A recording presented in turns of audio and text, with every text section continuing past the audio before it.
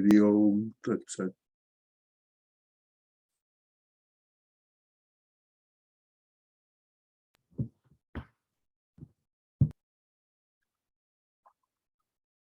May we begin with the prayer.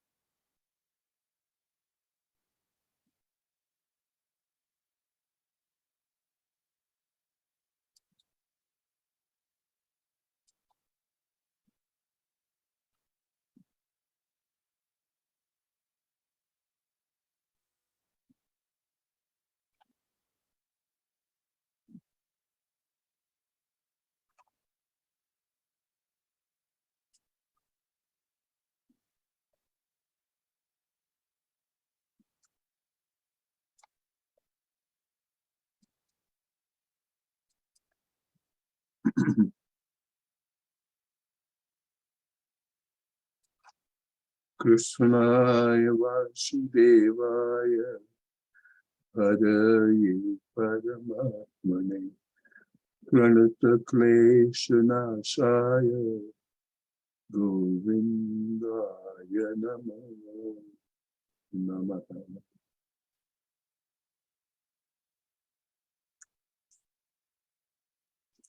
Hari Om.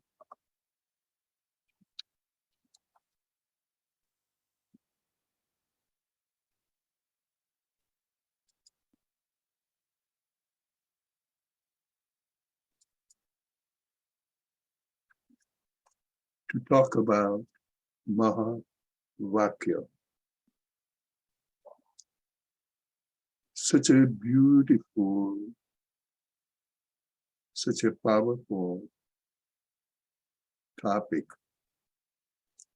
Mahavakya. It's a compound word. The word Maha,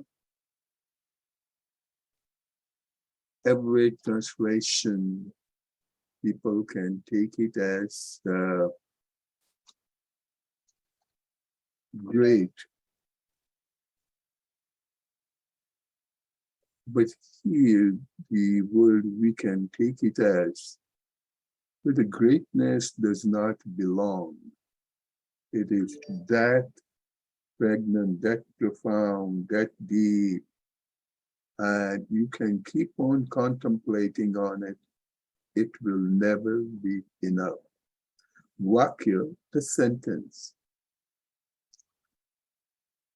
Many times in Sanskrit, the Vakya could be of just one word, it could be two words, it may not necessarily have to have a verb in a sentence.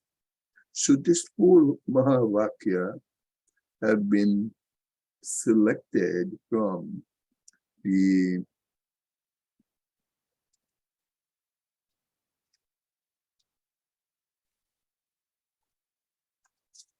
they have been selected from 4 Vedas. Each Veda contributes one sentence. And the first sentence here, and the translation is also given in orange color. So what it says, the first word is Pragnanam Brahman. Sanskrit word. I have not written in Devanagari, but just Pragnanam Brahman. And the translation is Brahman, the ultimate reality. And Pragnanam, even though the translation, I have put it as a knowledge. But understand, it is also made up of 2 words, pra and gna. Pra means, you can call it a divine, you can call it supreme, and Gna means knowledge. Those are the root words. So it is, and Pragnanam Brahman, Brahman, the knowledge. Brahman, the ultimate reality. So, and it doesn't say it is or in or anything. This is the sentence. What does it mean at the shallower level is that the knowledge of the divinity itself is the supreme reality. Let me repeat it. This is so important for us to understand. The awareness of the knowledge, the supreme knowledge, supreme experience itself is the reality. So today we'll be having a very profound awareness about what God is for our Vedic literature. Then the second one talks about Aham, I am Atma Brahman. I am this, mind, Atma, the self, the sometimes I may be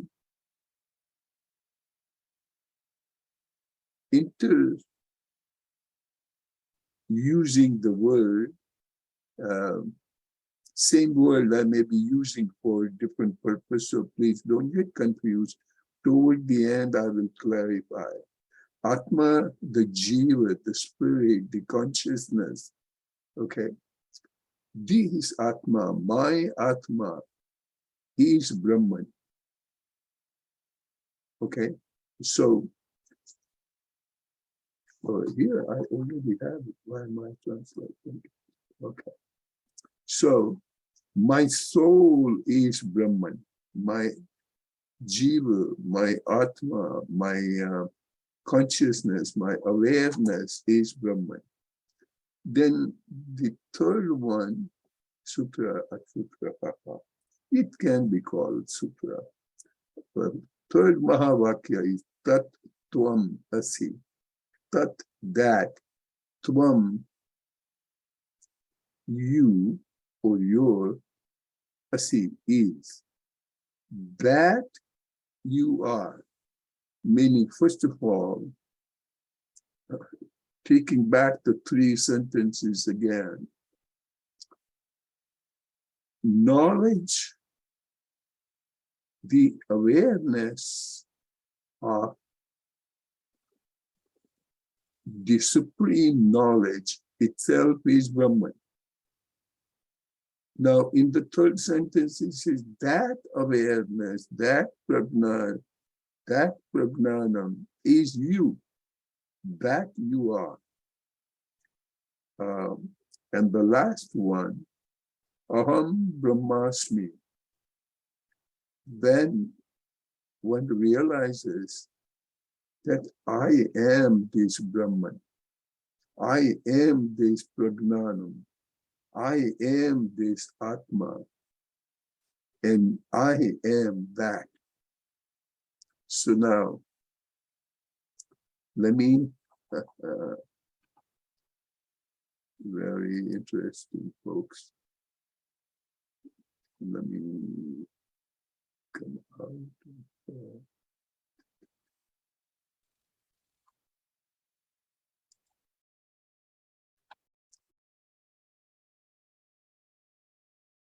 Please don't be confused, but these are so profound, so powerful.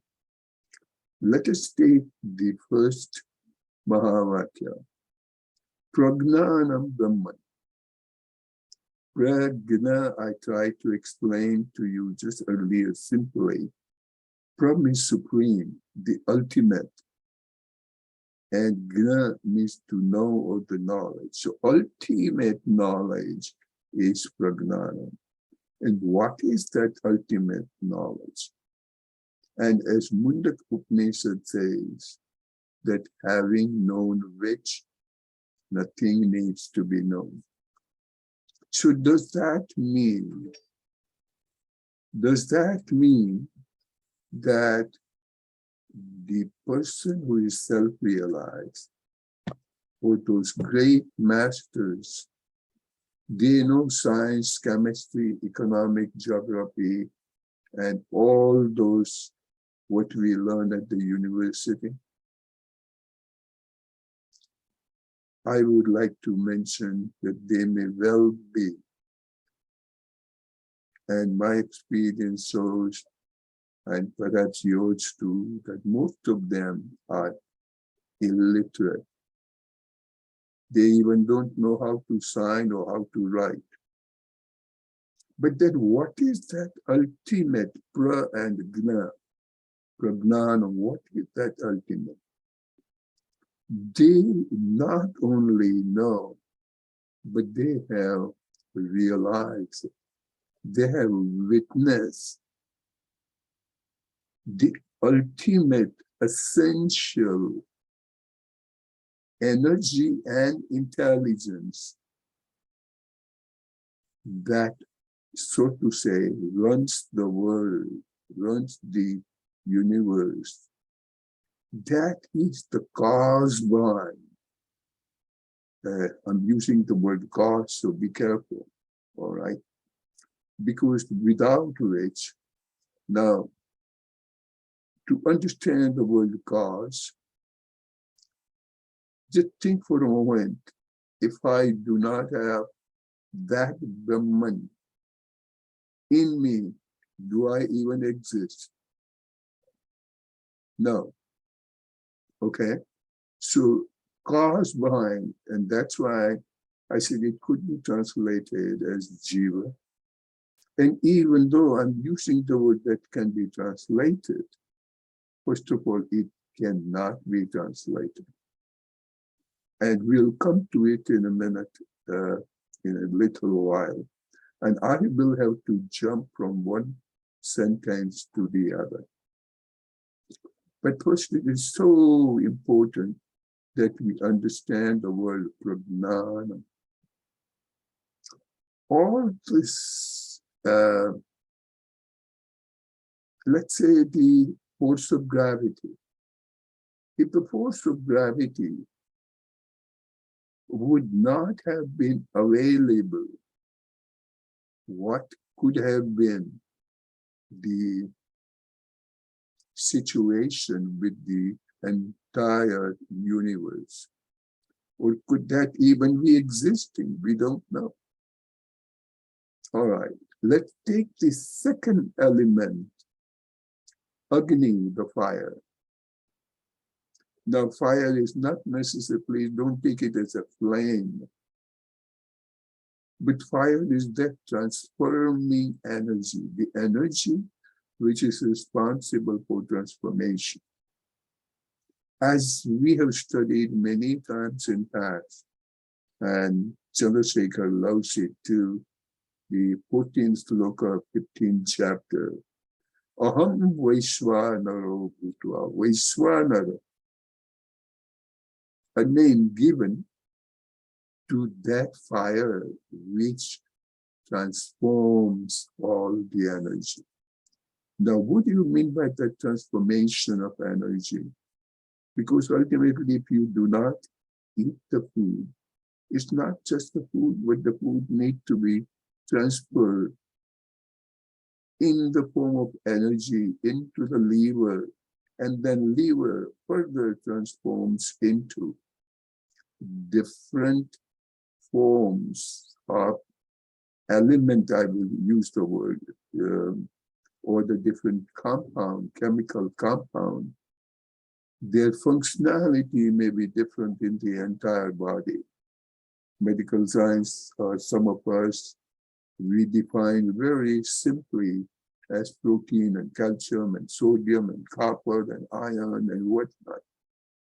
But then, even though you don't eat copper, you don't eat iron, or sometimes you may not even know what is protein, okay?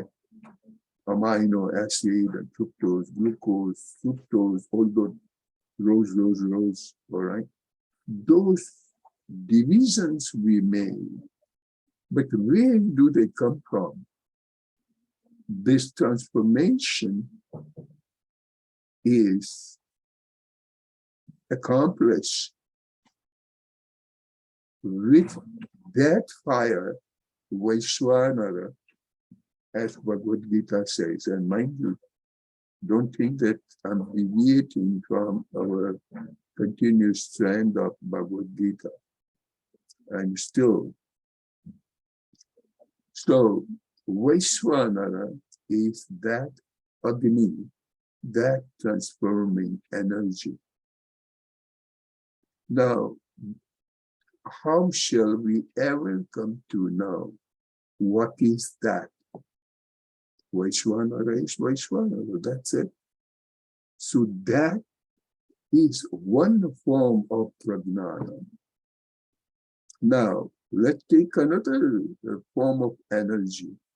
Your heart is beating, palpitating. What is it? Which energy is this?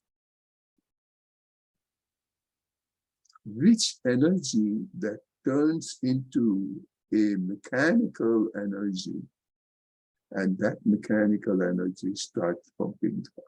It's not just a mechanical energy. Moment you are upset, moment you are angry, that emotions also has the influence on the beating of your heart. No matter what kind of irregularities in the food that you have, or over strenuous work, environment, ambience environment, everything has effect on that. So what is that, if I use the word computer? What is that computer that takes the input from so many angles and lets your heart run? Now, heart may be running, but what that has to do, coordinate with your lungs, to breathe or not to breathe. So do you know what I'm trying to bring, or I'm trying to us to understand? What is that prajna or prajnanam? So from that point of view, how often we use the word, your life, my heart, my God is in my heart. What heart? Had it been in your heart, then all the cardiologists would have realized God for every day, couple times a day. What is that? Prajnana. And that's why I'm not using the word knowledge, awareness, and no matter what word do you use, it will be less. It is that runs the universe. Now, this is the one or a couple of examples I gave about the human life. But you look at plant. Now, in the plant, those of you who happen to be biology students, you know that the root is sucking the water and takes it all the way to the topmost leaf. And that is going against the gravity. What is that principle? What is that knowledge? Those of you know cavitation, osmosis, and all others. I do not want to get into this. But this, scientists gave the name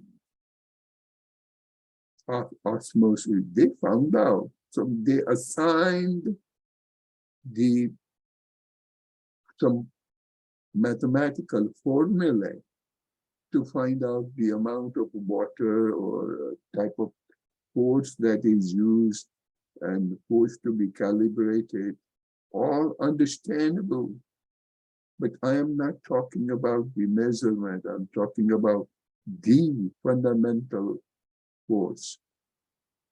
Even to think of it that without that force of cavitation, without that force of osmosis, or let me not even use the word force, arrangement of osmosis, plant could not have been existing. And still, to give you one more example, the other day, I had a little bruise on my hand. Bruise meaning some blood was leaking at the time when I went to the laboratory to get the blood taken out for sample. And little, about half an inch diameter patch. And today there is none. Who really internally dressed the wound? And I'm using the word internally, mind you. Under the skin. How did that so-called, if there was any dead blood or in dead blood, that was rushed to the kidney, and through the kidney in the form of urea and uric acid was flushed out. Who does that drainage? Who reaches that sewer that takes it from any part of your body to that? And if you ask a doctor, doctor says, oh, it just gets absorbed. Absorbed where? How? Who does it? And mind you, I'm not underestimating doctors. Okay? So the point is that prayer and prayer means supreme. And the reason it is supreme, because it is that fundamental. Fundamental, the most initial, without which nothing can exist. And these are just the two examples I took, that of plantation and human life. But if you look around, everything is so beautiful. And this, you don't need to have biology or geology or any logic per se. And that also doesn't mean that those who have realized they know it, they are aware of it. Now learn the difference between knowing and becoming aware of that exists, and because of which the whole universe is. Are you with me, Sunita? Okay, please understand. Yes, Guruji. Yeah. It is so powerful, so deep. So just this sentence, Pragnanam Brahman, it is that Brahman, it is that supreme reality to which you can call it God. All the God that we know as of today, they are the personified form of incarnation. Incarnate, carnate, and incarnate. Okay?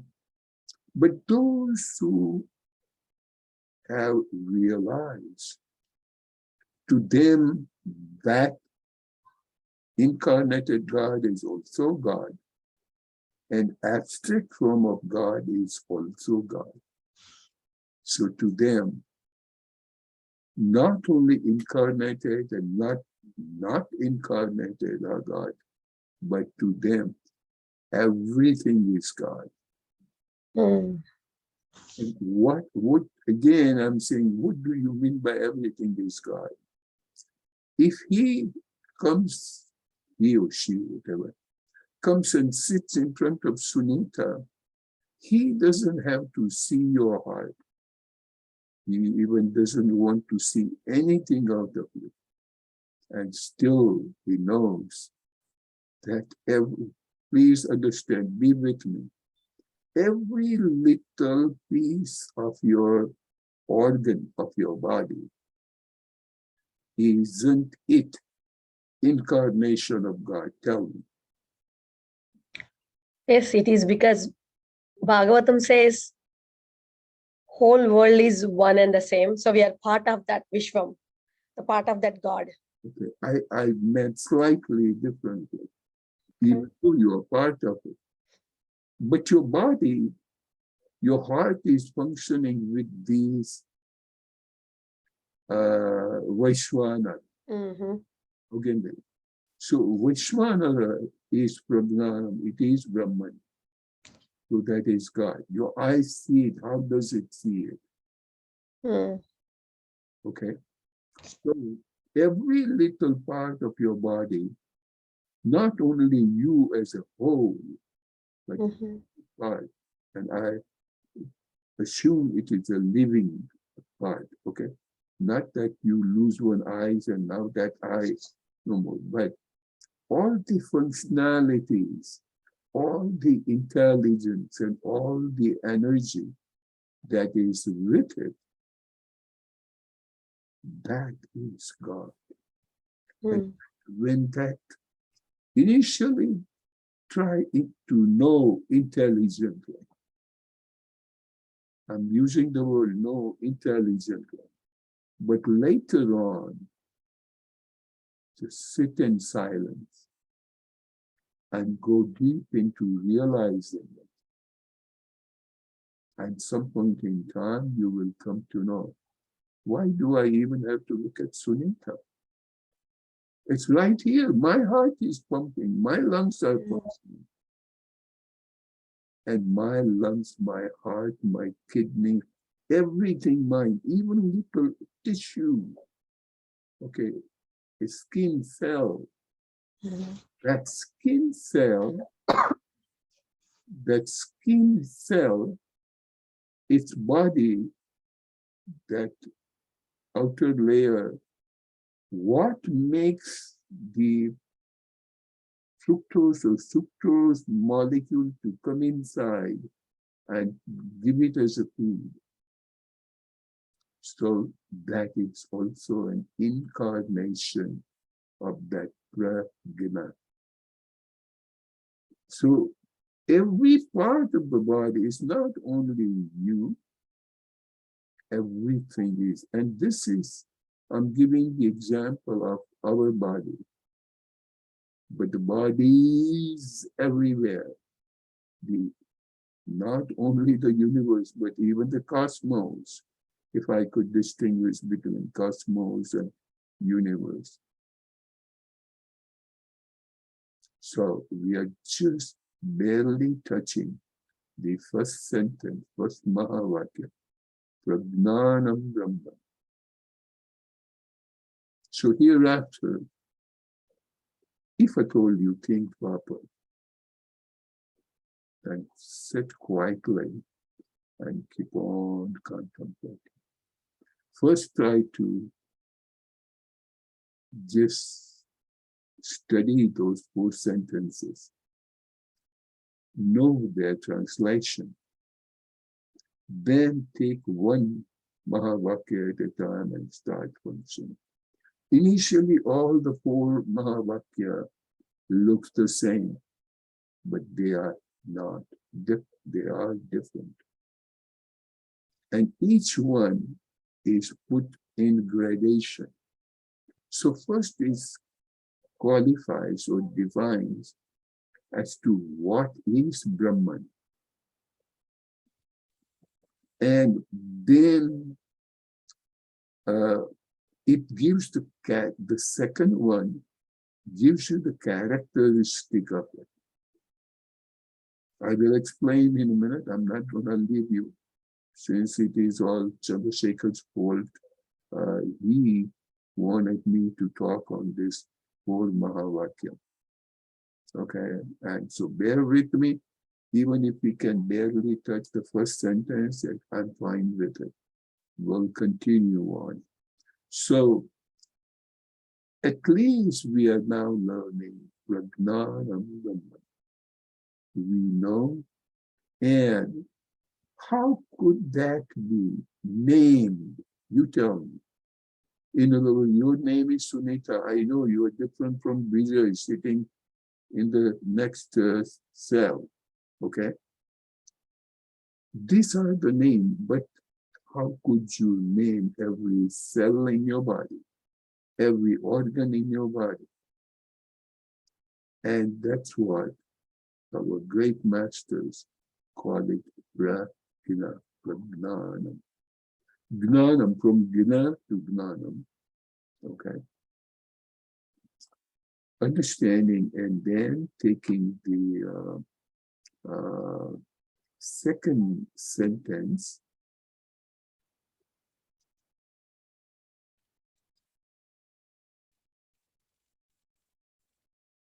Second sentence is Ayam Atma Brahman.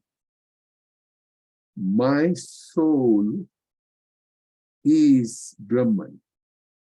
So you don't have to look anywhere. First, it shows the characteristic. Secondly, pardon me.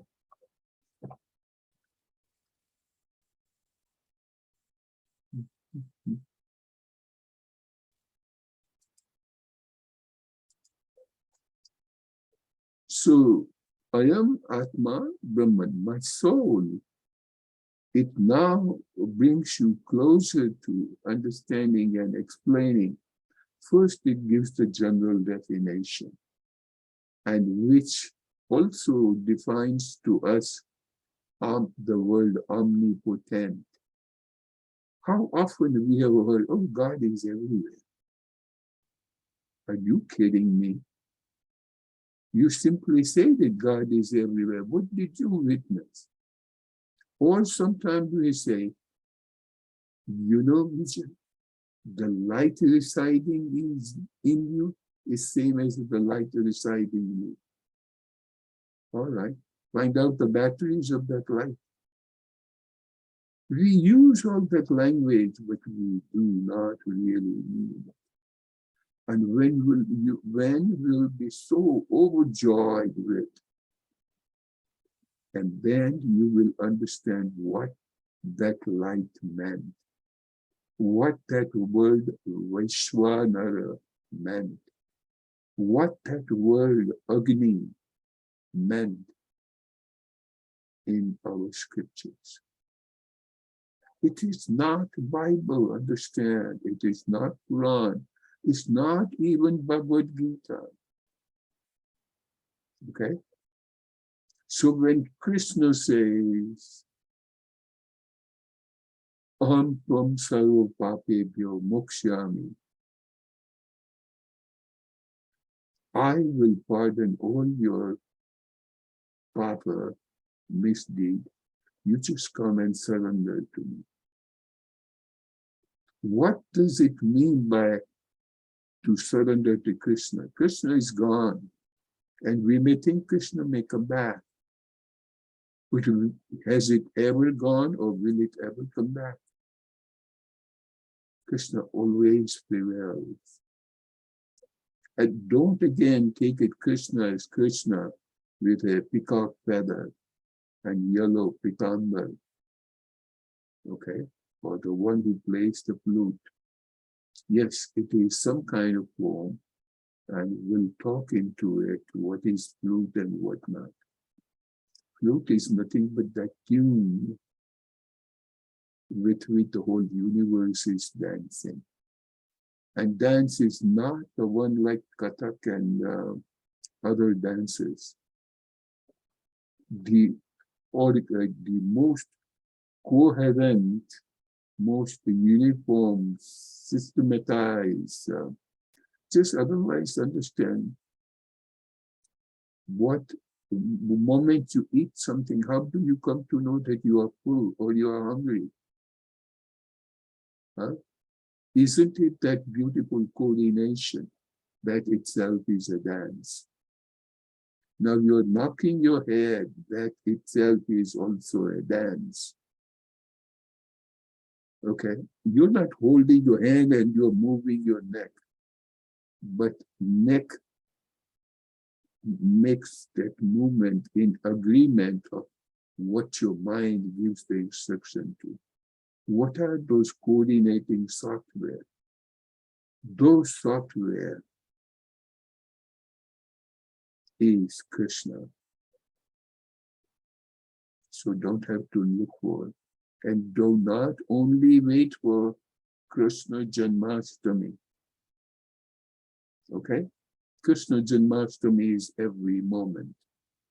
By the way, those of you who don't know, when I say Krishna Janmashtami, Janma means birth. Ashtami means on the 8th lunar day. Never mind. But so those are for us to celebrate. So those who are realized, they do not have to know when is the Janmashtami. They know. To them, every day is Janmashtami. And to them, everything, I'm using the word now, thing, is Krishna. Every element, every energy is Krishna. So once you have it, and that doesn't mean the Christian or the Buddhist or the Islamic people, everything. Those names, by the way, we give. But truly speaking, and as soon as you name them, you are limiting. Because I don't know whether was it this morning or so, I was on phone for an hour and a half, just talking about naming and how does naming brings the limitations. And I think some of you might have heard when we were studying Shivoham, and that time the example came up, one little boy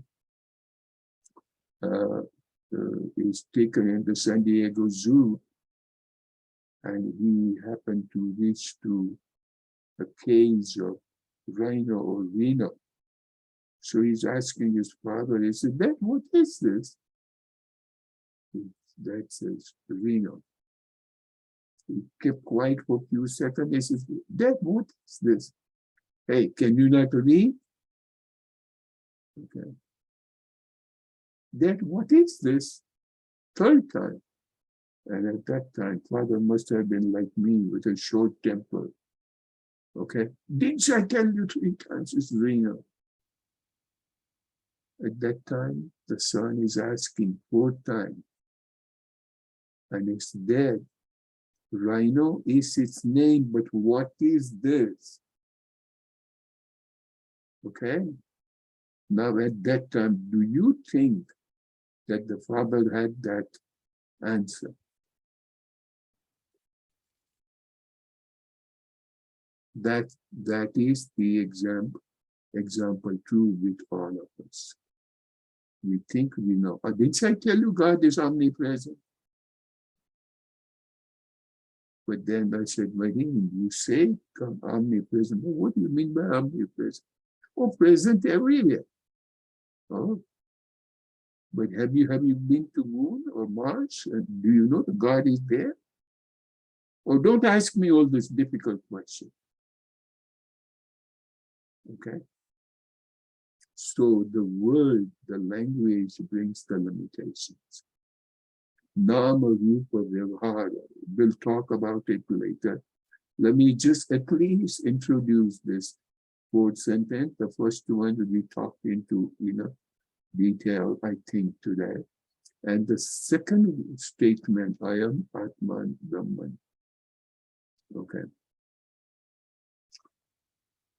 So my soul is that knowledge, my spirit, my incarnation, not incarnation, but incarnated element, energy, awareness, knowledge, software is Brahman. And the third one, goes a little more specific. So the first one was just the definition.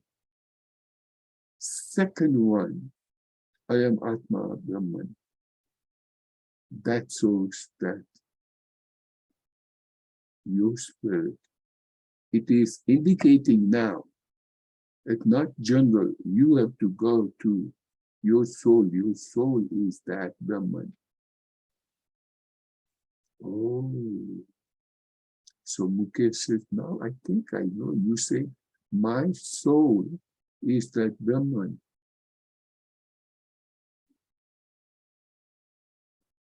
But then the third one is still pointing so close to Tat Tvam Asi, that you are. Tat Tvam Asi, that you are.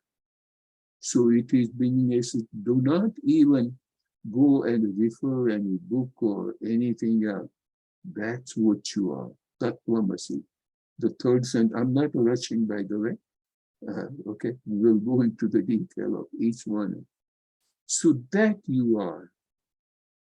So then, how different it is, and still it is not. They're going so specific.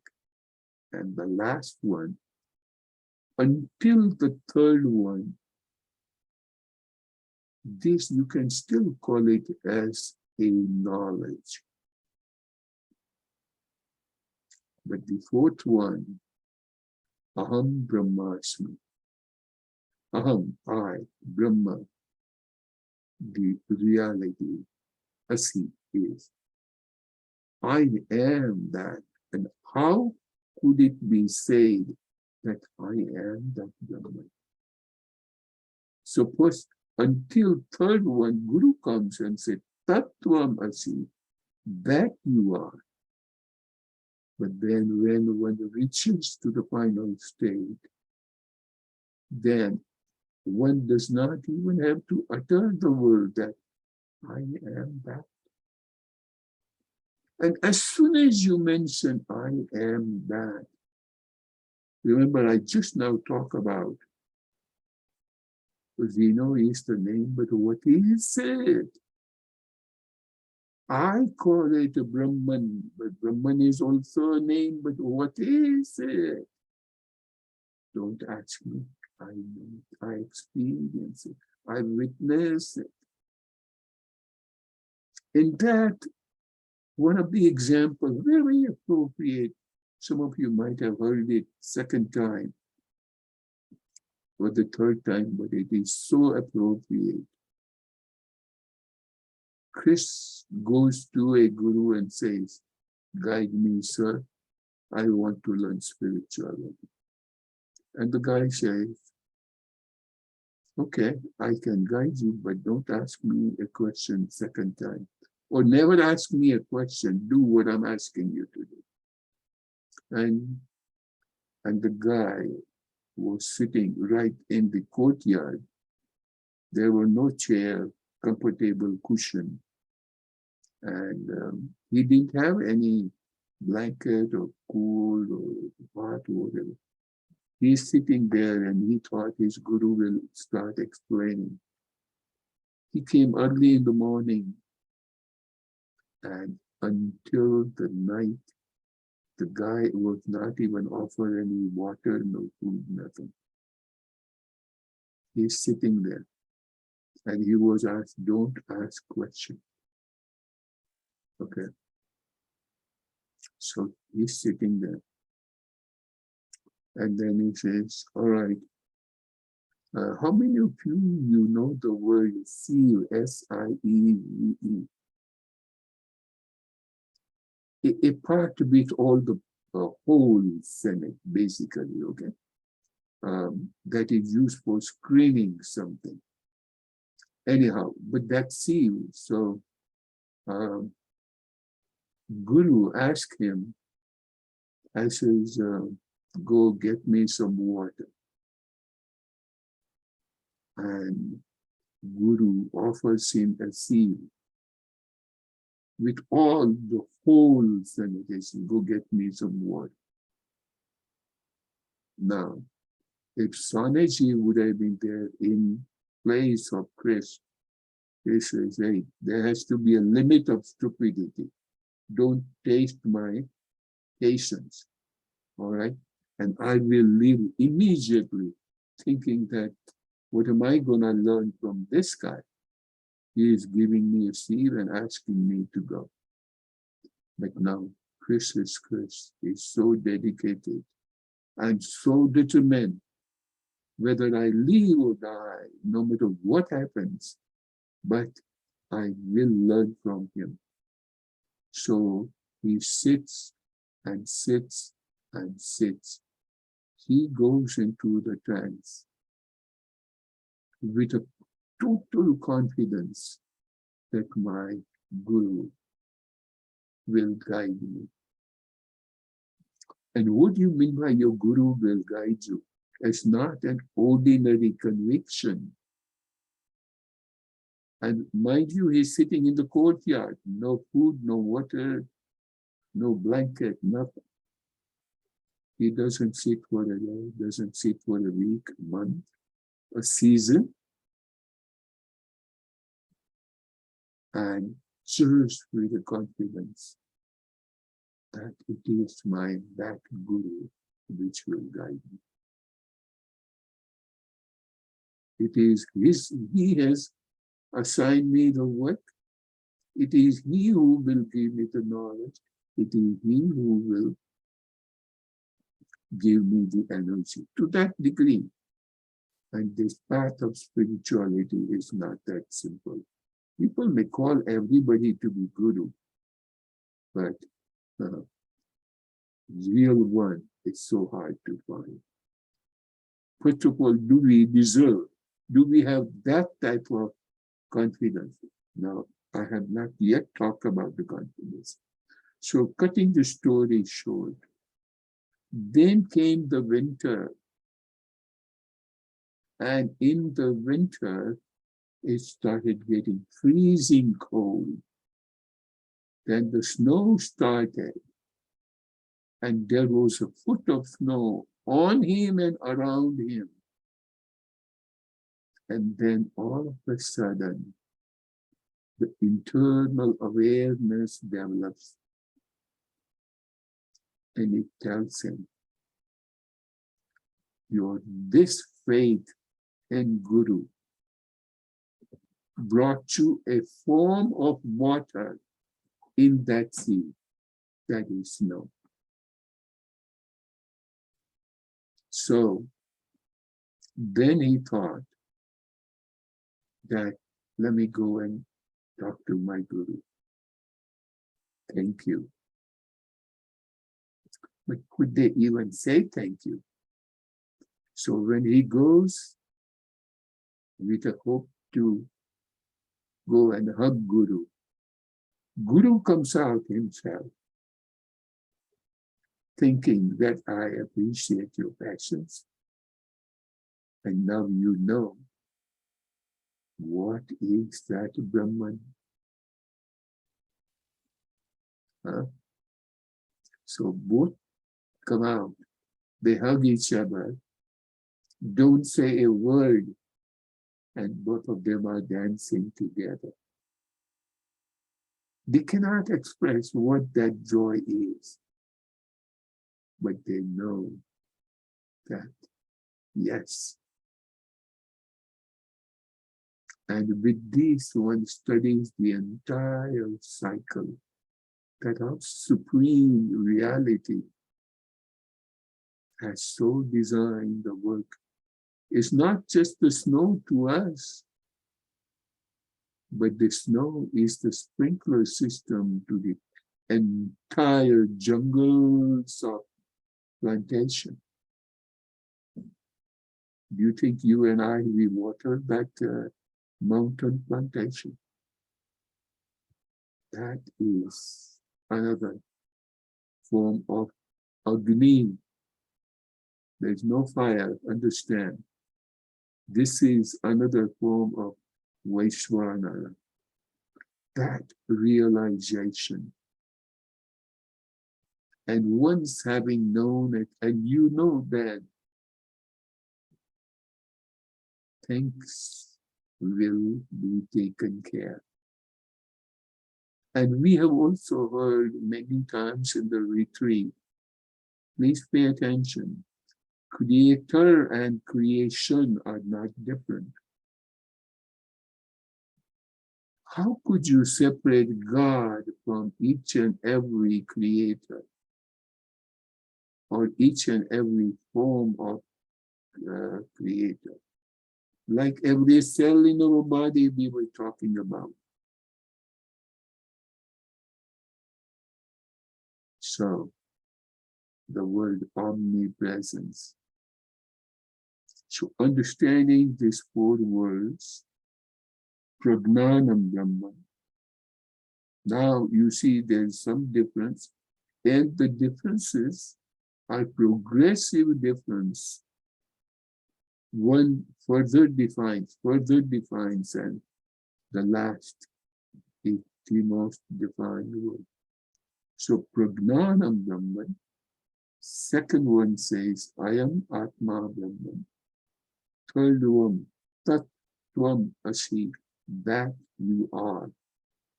And finally, and mind you, the final state is never, ever uttered. And those who uttered, they don't know, mind you, because they are naming it. Okay, and as we discussed, naming is putting limitations. And Brahman as Purnam, totality, fullness, Sunyam, all those words once in a while we study. So, and the last one, as I mentioned, is Aham Brahmasmi.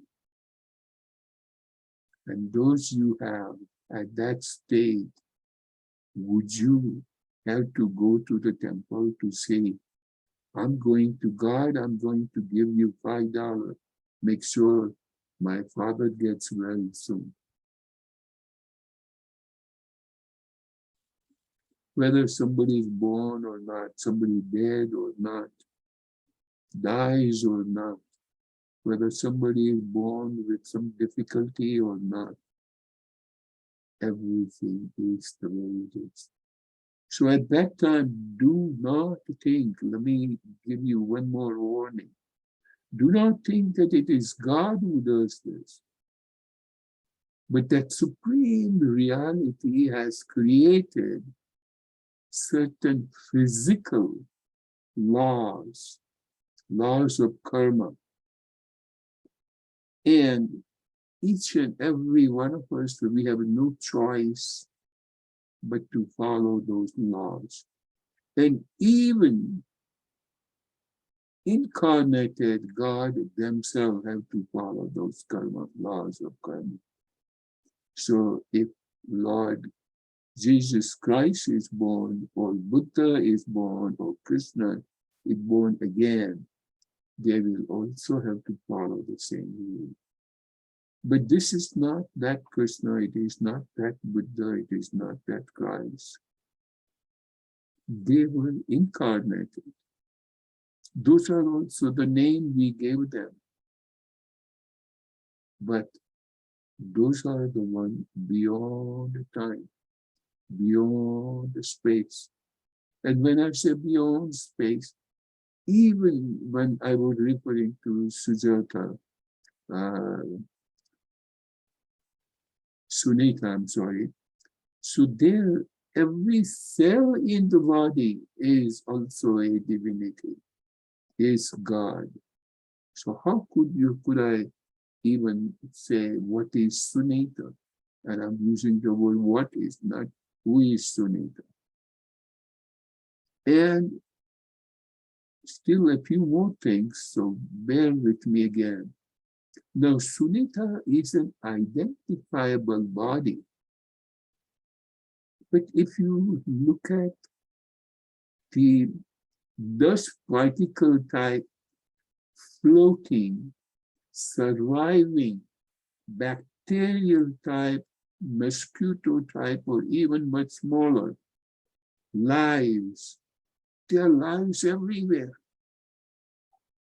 which you don't know. So when you don't know, does it mean they don't exist? So the whole universe is nothing but that pulsating, vibrant form of divinity throughout. And there is nothing but that divinity. So long ago, dear friend, we would have heard that statement, there is no God, but there is nothing but God. Let me repeat, and at this stage, it may make sense. There is no God. A God, understand, I'm using the English. There is not a God. There's no one God, but there is nothing but God. When that stage is realized, who are you going to talk about? You God? Are you talking to another God? And what you going to talk about? Because even the world themselves is God.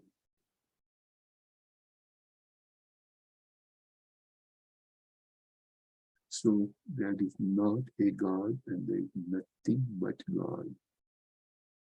Everything which is pulsating, dancing, this is God. And when that realization takes place, that's when we say he is self-realized, self. Aham Brahmasmi. So, Hari Om. Hari Om Guruji. It is almost the time, but if you have any question, I will take, and I don't think there's any question. And who am I even to discuss that question? I feel like I'm drunk.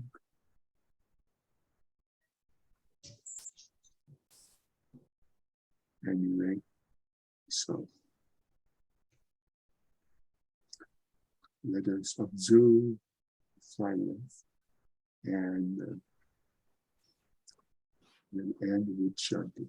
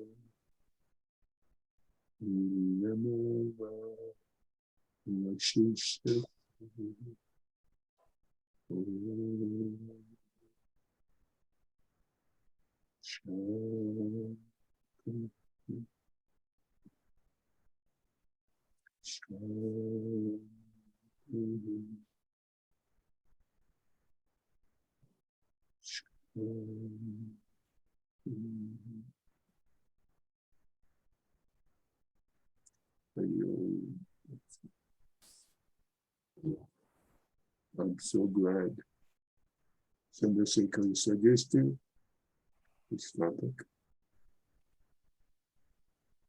And we'll see how do I feel next Monday, because then I may take you into the which Upanishad, which Veda it comes from, what is their reference. And if you, at that time, if I don't feel the need for it, we may go into another Bhagavad Gita slokas. Okay. Hari Om, that's it. Hari Om, Guruji. Hari Om. Hari Om. Thank you.